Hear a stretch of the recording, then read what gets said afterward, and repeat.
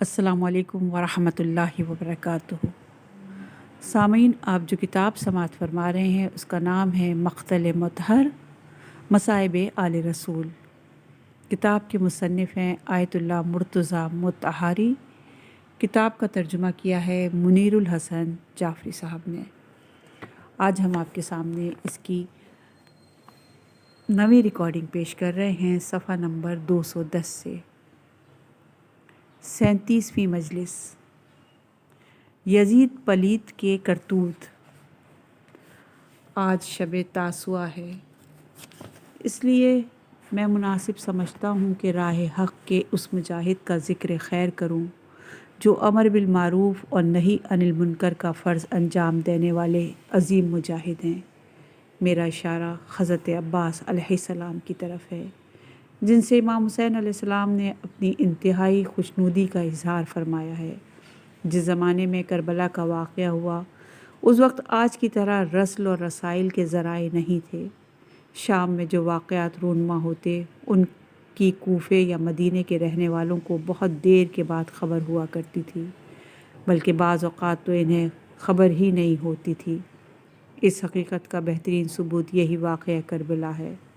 इमाम हुसैन अलैहिस्सलाम बैत यजीद से इनकार करके मदीना से मक्का चले जाते हैं। फिर इसके बाद मुतादिद वाक़यात रूनमा होते हैं, यहाँ तक कि आप शहीद हो जाते हैं। और जब अहले मदीना को इस बात की ख़बर मिलती है तो वो ख्वाब से जागने वालों की तरह अपनी आंखें मल मल के हैरत से ये पूछते नज़र आते हैं कि क्या इमाम हुसैन अलैहिस्सलाम वाकई शहीद हो गए हैं? आपको क्यों शहीद किया गया? ये जानने के लिए फ़ैसला किया जाता है कि शाम के दारुल खिलाफा दमिश्क जाकर तहकीक की जाए कि असल माजरा क्या था। इस काम के लिए 7 या 8 आदमी शाम जाते हैं। कुछ अरसे वहाँ तहकीक के बाद खलीफा से मुलाकात करते हैं और तमाम तर सूरत हाल को देखने के बाद वापस आ जाते हैं।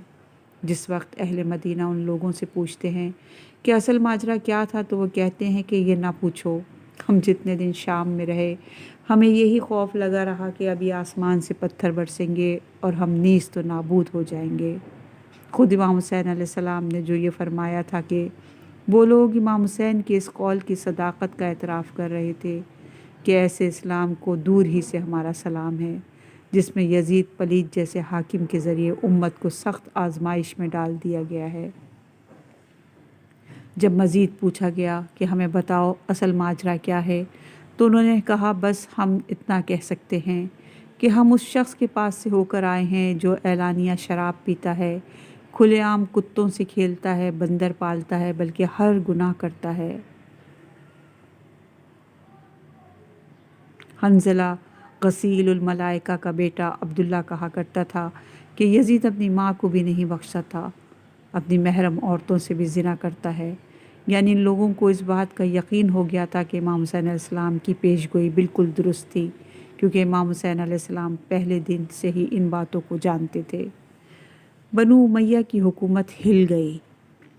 आशूरे के दिन इमाम हुसैन ने फरमाया था, मैं जानता हूँ कि ये लोग मुझे कत्ल कर देंगे, लेकिन मेरे कत्ल के बाद ये लोग बहुत जल्द ख़त्म हो जाएंगे। सिर्फ़ आले सुफियान की ही नहीं बल्कि बनु उमैया की हुकूमत बाकी नहीं बचेगी। और ऐसा ही होकर रहा। आगे चलकर बनु अब्बास ने इसी बुनियाद पे बनु उमैया से हुकूमत छीन ली और 500 बरस तक बरसरे इक़्तिदार रहे। इसलिए कहा जा सकता है कि करबला के वाक़े से बनु उमैया की हुकूमत हमेशा के लिए हिल गई थी।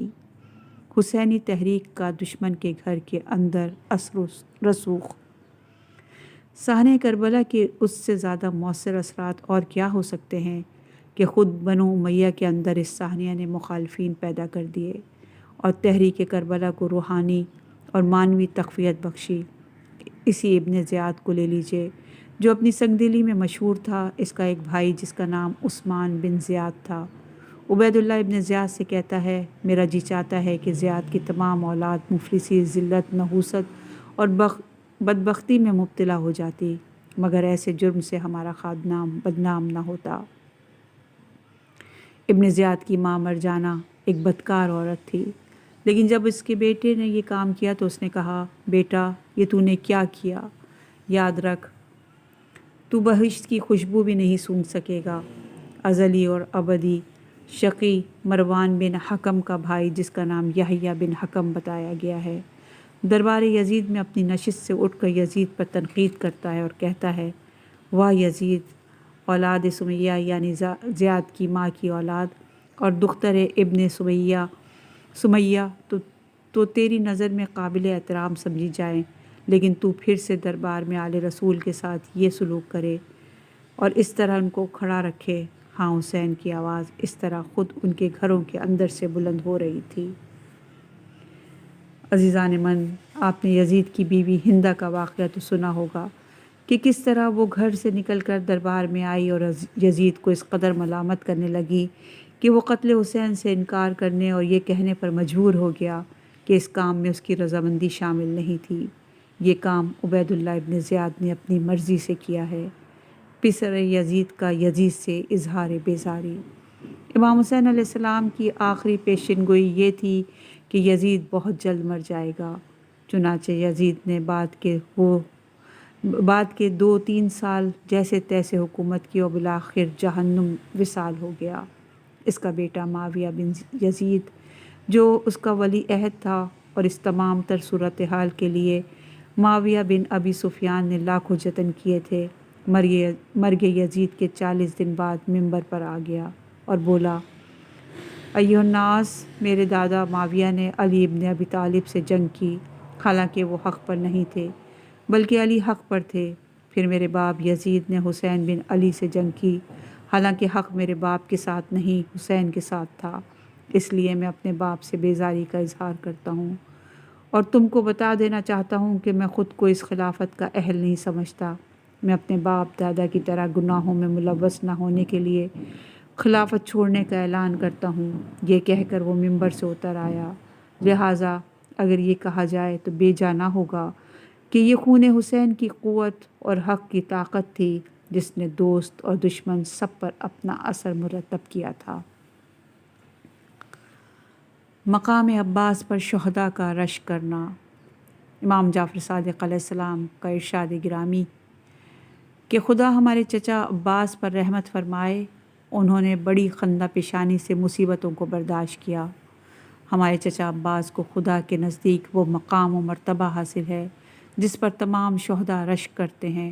اللہ اللہ، اس قدر جواں مردی اور اس قدر خلوص نیت اور اس قدر فداکاری، ان سب کو ہم پیکر عمل کی نظر سے دیکھتے ہیں۔ ہم نے کبھی حضرت عباس کی روح عمل کا جائزہ ہی نہیں لیا کہ ہمیں اس کی اہمیت کا اندازہ ہو سکے۔ ام المومنین کے بیٹوں کے لیے امان نامہ۔ عاشورے کی رات ہے، حضرت عباس علیہ السلام امام حسین علیہ السلام کے پاس خیمے میں بیٹھے ہوئے ہیں کہ اچانک دشمن کا ایک سالار آ کر پکارنے لگا، عباس بن علی اور ان کے بھائیوں سے کہو وہ میرے پاس آئیں۔ باوجود یہ کہ حضرت عباس علیہ السلام نے یہ آواز سن لی تھی، لیکن آپ نے سنی انسنی کر دی اور بدستور امام کے حضور مؤدب بیٹھے رہے۔ یہ دیکھ کر امام نے فرمایا، اگرچہ یہ شخص فاسق ہے تاہم تمہیں چاہیے کہ اسے جواب دو۔ حضرت عباس خیمے سے باہر تشریف لائے تو دیکھا کہ شمر بن ذی جوشن کھڑا ہے اور حضرت عباس کی والدہ کا دور کا رشتہ دار تھا۔ اس کا تعلق حضرت عباس کی والدہ کے قبیلے سے تھا۔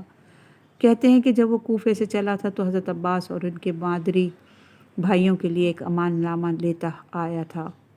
گویا بخیال خوش اس نے بڑا تیر مارا تھا۔ جس وقت اس نے حضرت عباس علیہ السلام کو امان نامے کی خبر دی تو آپ نے اسے جھڑک کر فرمایا، خدا کی لعنت ہو تجھ پر اور اس پر جس نے یہ امان نامہ تیرے ہاتھ بھیجا ہے۔ تو نے مجھے کیا سمجھا ہے؟ تو نے میرے بارے میں کیا سوچ رکھا ہے؟ کیا تو یہ چاہتا ہے یا یہ سمجھتا ہے کہ میں ایسا شخص ہوں جو اپنی جان بچانے کی خاطر اپنے امام اور اپنے بھائی حسین بن علی کو تنہا چھوڑ کر تیرے ساتھ چلا جاؤں؟ ہم نے جس ماں کا دودھ پیا ہے اور جس آغوش میں پرورش پائی ہے اس نے ہماری ایسی تربیت نہیں کی۔ ام البنین کے دلگداز مرثیے۔ جناب ام البنین سے امام علی کے 4 فرزند تھے۔ مورخین نے لکھا ہے کہ امام علی علیہ السلام نے خاص طور پہ اپنے بھائی عقیل سے کہا تھا کہ میرے لیے ایسی بیوی کا انتخاب کرو جو بہادروں کی نسل سے ہو اور جسے شجاعت ورثے میں ملی ہو، کیونکہ میں چاہتا ہوں اس سے میرا ایک بہادر بیٹا پیدا ہو۔ اگرچہ تاریخی مضمون میں نہیں ملتا کہ امام علی نے کہا ہو کہ میرا مقصد اور مطلوب یہ ہے، تاہم جو لوگ علی کی پیش گوئی کے متعارف ہیں اور اس پر ایمان بھی رکھتے ہیں، ان کا کہنا یہ ہے کہ امام علی اس کام کے انجام پر پہلے سے نظر رکھتے تھے جناب عقیل نے ام البنین کا انتخاب کرنے کے بعد حضرت امیر علیہ السلام کی خدمت میں عرض کی، یہ خاتون ویسی ہی ہیں جیسے آپ چاہتے ہیں۔ ان خاتون سے 4 بیٹے پیدا ہوئے، جن میں سب سے بڑے حضرت ابو الفضل العباس تھے۔ ان کے چاروں بیٹے کربلا میں امام حسین کی رکاب میں شہید ہوئے۔ جس وقت بنو ہاشم کی باری آئی تو حضرت عباس نے اپنے بھائیوں سے کہا، اے میرے بھائیوں، میرا دل چاہتا ہے کہ تم مجھ سے پہلے میدان میں جاؤ، کیونکہ میں چاہتا ہوں کہ بھائیوں کی شہادت کا داغ اٹھاؤں۔ وہ بولے، آپ کا جو حکم ہو ہم اس کی تعمیل کریں گے۔ چنانچہ تینوں بھائی گئے اور شہید ہو گئے۔ اس کے بعد حضرت ابو الفضل عباس نکلے۔ ام البنین کو جب مدینے میں خبر ملی کہ ان کے چاروں بیٹے امام حسین کی رکاب میں کربلا میں شہید ہو گئے ہیں تو وہ ان کے سوگ میں بیٹھ گئیں۔ اس کی خبر کے بعد وہ کبھی جنت البقیع میں جا کر اور کبھی عراق جانے والے راستے پہ بیٹھ کر اپنے فرزندوں کو یاد کر کے بین کیا کرتی تھی۔ ان کے دل سوز بین سن کر دوسری عورتیں بھی ان کے گرد جمع ہو جایا کرتی تھیں۔ مروان بن حکم جو حاکم مدینہ تھا اور اہل بیت کا جانی دشمن تھا، وہ بھی اپنی ثقافت اور سنگ دلی کے باوجود جب کبھی بقیع کے قبرستان سے گزرتا تو بی بی کا نوحہ سن کر رو دیا کرتا تھا۔ ان کا ایک نوحہ یہ تھا، اے بیویوں، اب مجھے ام البنین نہ کہا کرو۔ ام البنین کہتے ہیں بیٹوں کی ماؤں کو، شیر بیٹوں کی ماؤں کو۔ جب تم مجھے اس نام سے پکارتی ہو تو مجھے میرے شیر بیٹے یاد آ جاتے ہیں اور میرا جگر چھلنی ہو جاتا ہے۔ ہاں ہاں، کبھی ام البنین کہلاتی تھی، لیکن اب میں بیٹوں کی ماں نہیں رہی۔ حضرت عباس علیہ السلام سے مخصوص ایک نوحہ میں آپ فرماتی ہیں، اے چشم ناظر جو کربلا کے مناظر کو دیکھ رہی تھی، اس وقت کا حال تو بتا جب میرے عباس دلاور نے اور اس سے پہلے میرے 3 شیر دل بیٹوں نے کم ظرف دشمن پر حملہ کیا تھا۔ کیا لوگوں کی یہ بات سچ ہے کہ جب میرے بیٹے کے ہاتھ سلامت نہیں رہے تو ایک شقی نے اس کے سر پر آہنی گرز مارا؟ میرے شیر جری عباس کے سر پر گرز مارا گیا۔ پھر بی بی کہتی، اے میرے لال عباس، اے میرے کلیجے کے ٹکڑے، میں جانتی ہوں اگر تیرے ہاتھ سلامت ہوتے تو ناپکار دشمن تیرے سامنے ٹھہر نہیں سکتا تھا۔ ناپاک دشمن کو یہ مجال اس لیے ہوئی کہ تیرے ہاتھ تیرے جسم سے جدا ہو گئے تھے۔ بسم اللہ و باللہ و علی ملت رسول اللہ۔ 38ویں مجلس عاشورہ، یوم شہداء۔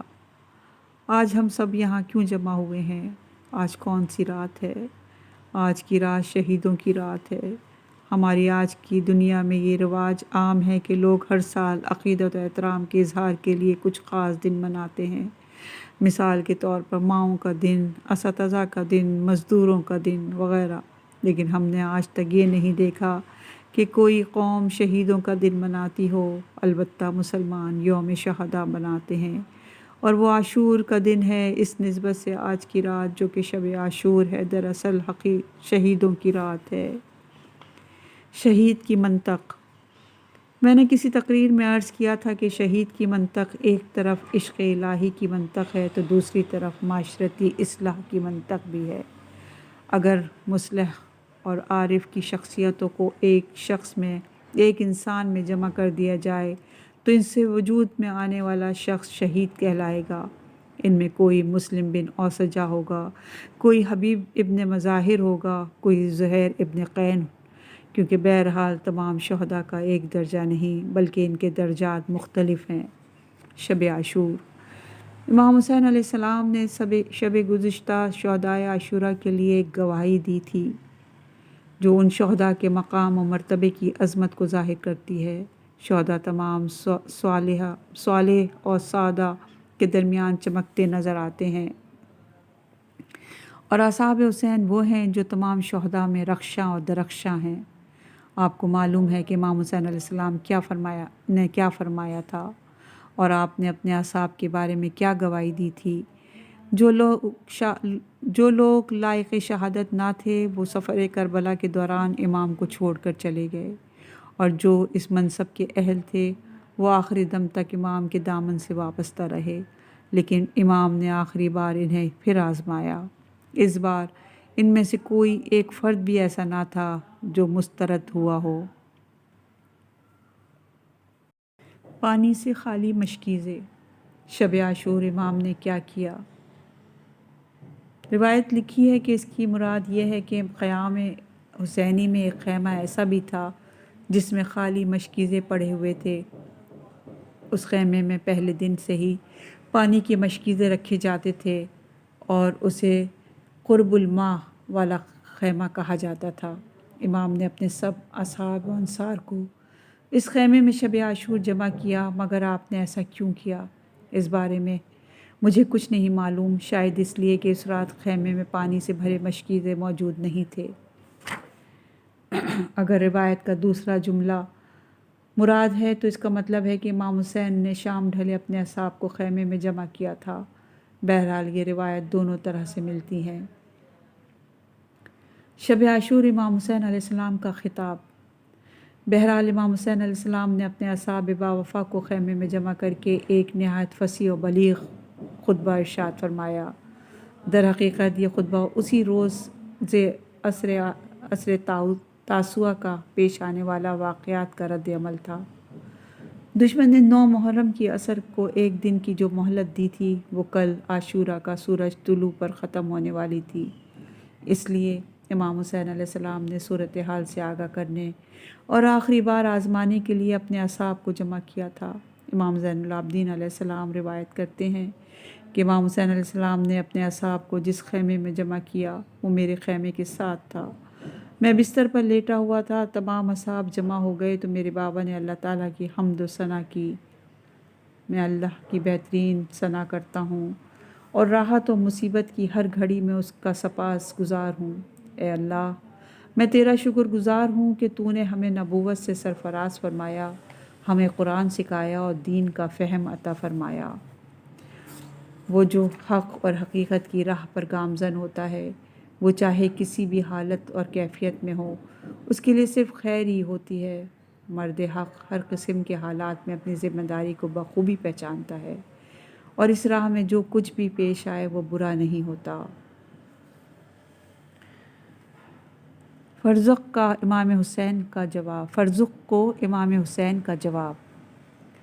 جس وقت امام حسین علیہ السلام کربلا کی طرف گامزن تھے اس وقت آپ نے مشہور شاعر فرزق کے جواب میں جو جملہ ارشاد فرمایا تھا وہ بے حد قابل توجہ ہے۔ جب فرزق نے عراق کی خراب صورتحال کے بارے میں آپ کو بتایا تو آپ نے فرمایا تھا کہ اگر حالات نے ہماری خواہش کے مطابق رخ اختیار کیا تو ہم اس نعمت پر اس کے شکر گزار ہوں گے اور اس کا شکر ادا کرنے کے لیے اس سے مدد چاہیں گے، اور اگر حالات ہماری خواہش کے موافق نہ ہوئے تب بھی ہم گھاٹے میں نہیں رہیں گے، کیونکہ ہماری نیت نیک ہے اور ہمارا ضمیر صاف ہے اور ہمارا مقصد سوائے حق اور حقیقت کے کچھ اور نہیں ہوتا، اور اس کا انجام کار تقویٰ ہی ہے۔ بس کچھ بھی اس راہ میں پیش آئے وہ خیر ہے، شر نہیں۔ ہم تمام حالات میں خواہ اچھے ہوں یا برے اللہ کے شکر گزار ہیں۔ میں اس کا سپاس گزار رہا۔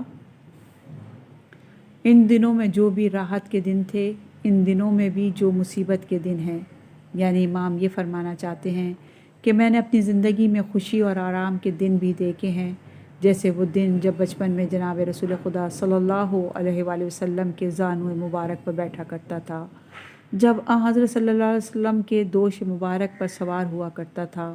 مجھ پر وہ وقت بھی گزرا ہے جب میں دنیا اسلام کے عزیز ترین بچوں میں شمار ہوتا تھا، چنانچہ میں اللہ تعالیٰ کا ان دنوں کے لیے شکر گزار ہوں، اور آج جب میں مصائب میں گھرا ہوا ہوں تب بھی اسی معبود کا سپاس گزار ہوں۔ مجھے جس صورتحال کا سامنا ہے اسے میں اپنے لیے برا نہیں سمجھتا بلکہ خیر سمجھتا ہوں۔ بار الہ، ہم تیرے شکر گزار ہیں کہ تو نے ہمارے خاندان کو منصب نبوت کے لیے چنا اور تو نے ہمیں قرآن کے علم سے مالا مال فرمایا۔ یہ ہم ہی ہیں جو قرآن کا کم حق ادراک کرتے ہیں۔ بار الہ، ہم تیرے سپاس گزار ہیں کہ تو نے ہمیں دین کی بصیرت عطا فرمائی اور ہمیں دین کا فہم عطا فرمایا، یعنی اس کی گہرائیوں تک رسائی بخشی، تاکہ ہم اس کی روح اور اس کے باطن کو سمجھ سکیں جو اصل حقیقت ہے۔ اصحاب اور اہل بیت کے بارے میں امام حسین علیہ السلام کی گواہی۔ آپ جانتے ہیں کہ اس کے بعد امام نے کیا کہا۔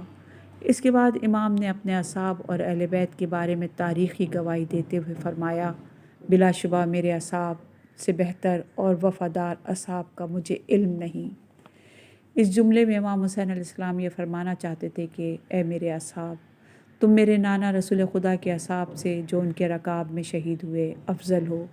تم میرے بابا علی مرتضیٰ کے اصحاب سے بھی افضل ہو، چاہے وہ جمل و صفین میں شہید ہوئے ہوں یا نہروان میں، کیونکہ جن خاص حالات کا تمہیں سامنا ہے اور ان کو پیش آنے والے حالات سے یکسر مختلف ہیں۔ پھر امام نے اپنے اہل بیت کے بارے میں گواہی دیتے ہوئے فرمایا کہ میں نے اپنے اہل بیت سے بہتر نیک اور صلہ رحمی کے لیے کرنے والے اہل بیت بھی نہیں دیکھے۔ میرے اہل بیت جو مقام و مرتبہ حاصل ہے اور کسی اور کو اہل بیت کو حاصل نہیں۔ گویا امام نے اپنے جانثار اصحاب اور اہل بیت کے مقام و مرتبے کا اعتراف بھی فرمایا اور ان کا شکریہ بھی ادا کیا۔ جو جانا چاہے وہ آزاد ہے۔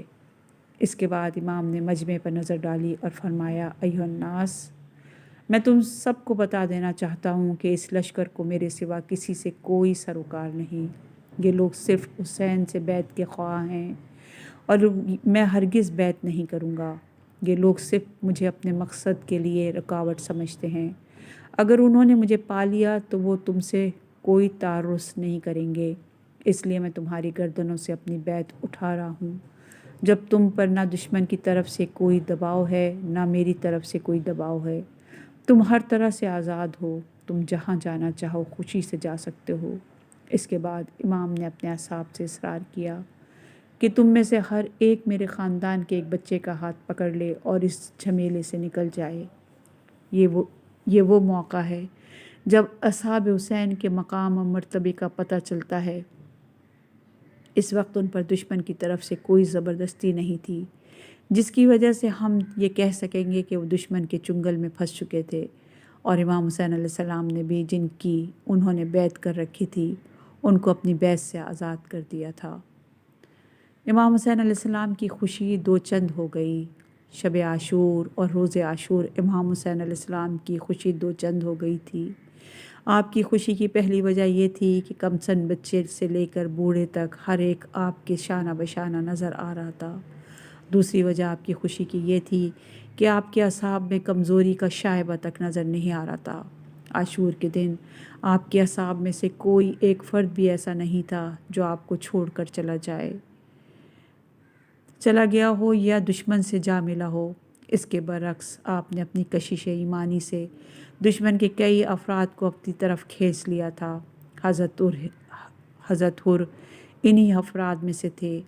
لکھا ہے تقریباً 30 افراد شب عاشور امام حسین علیہ السلام سے آ ملے تھے، اور یہ بات امام حسین علیہ السلام کی خوشی کو دو چند کیے دے رہی تھی۔ اصحاب کا اظہار وفاداری۔ امام حسین علیہ السلام کی باتیں سن کر سب نے یکے بعد دیگرے امام کی خدمت میں عرض کی، مولا، کیا آپ یہ کہہ رہے ہیں کہ ہم آپ کو اکیلا چھوڑ کر چلے جائیں؟ نہیں، خدا کی قسم، یہ جان تو آپ کے کسی قابل ہی نہیں۔ آپ پر ایک بار قربان ہو جانا کوئی معنی نہیں رکھتا۔ دوسرے نے کہا، میں پسند کرتا ہوں کہ مجھے مسلسل 1000 بار قتل کیا جائے اور 1000 بار مجھے دوبارہ زندگی ملے، تاکہ میں ہر زندگی آپ پر قربان کر دوں۔ سب سے پہلے جس نے گفتگو شروع کی اور ان خیالات کا اظہار فرمایا وہ مولا عباس تھے۔ آپ کے بعد دوسروں نے بھی آپ کی بات یا اس سے ملتے جلتے جملے دہرائے۔ یہ وہ آخری امتحان تھا جس سے اصحاب اور اہل بیت کو گزرنا تھا۔ جب ان لوگوں نے اپنے عزم اور اپنی حمایت کا اعلان کر دیا تو امام حسین علیہ السلام نے بھی کل پیش آنے والے حقائق سے پردہ اٹھانا شروع کیا اور فرمایا، میں تم سب کو بتا دینا چاہتا ہوں کہ تم سب کل شہید کر دیے جاؤ گے۔ یہ سن کر سب نے کہا الحمدللہ رب العالمین، خدا کا شکر ہے کہ کل ہم اپنی جان فاطمہ کی جان پر قربان کر دیں گے۔ امام حسین علیہ السلام نے اصحاب کو کیوں رکنے دیا؟ یہاں ایک نقطہ غور کے قابل ہے۔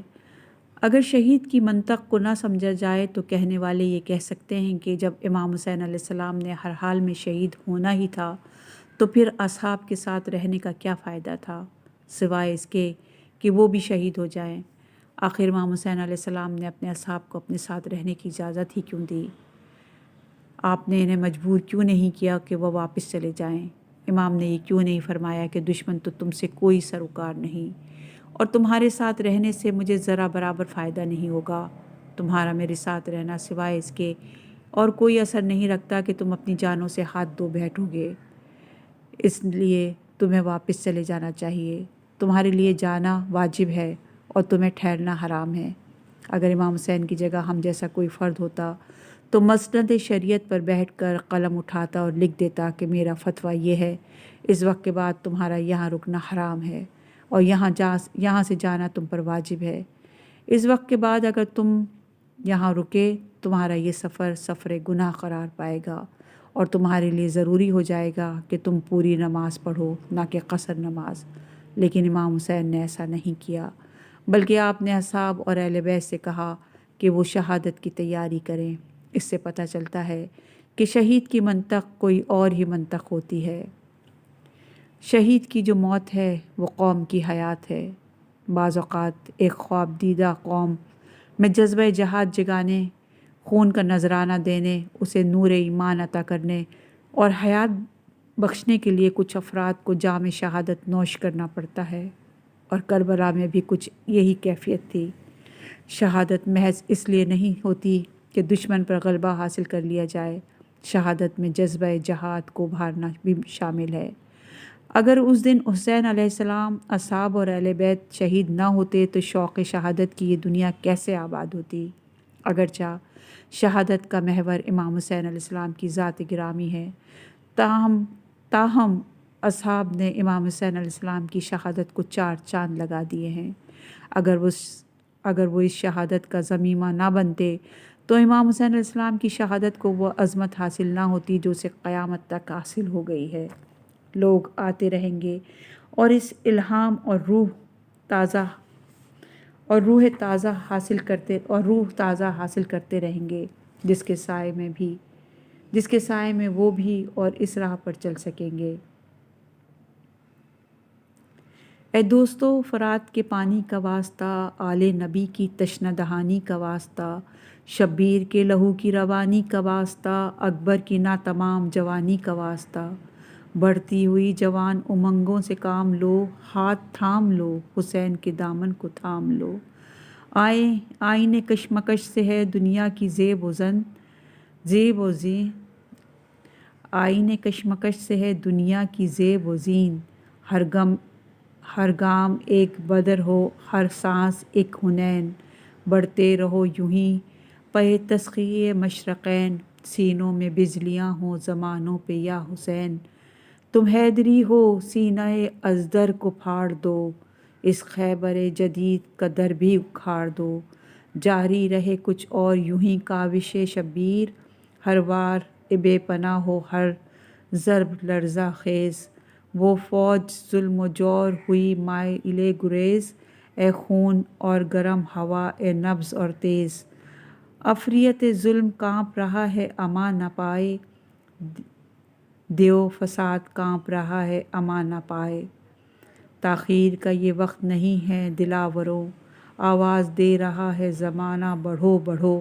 ایسے میں باڑ پر ہے جوانی بڑھے چلو، گرجو مثال رعد گرج کر برس پڑو، ہاں زخم خوردہ شیر کی ڈھکار دوستو، جھنکار ذوالفقار کی جھنکار دوستو، اے حاملان آتش سوزاں بڑھے چلو، اے پیروان شہیداں بڑھے چلو، اے فاتحان سرسر و طوفان بڑھے چلو، اے صاحبان ہمت یزداں بڑھے چلو، तलवार शिम्र असर के सीने में भोंक दो, हाँ झोंक दो, यजीद को दोज़ख में झोंक दो।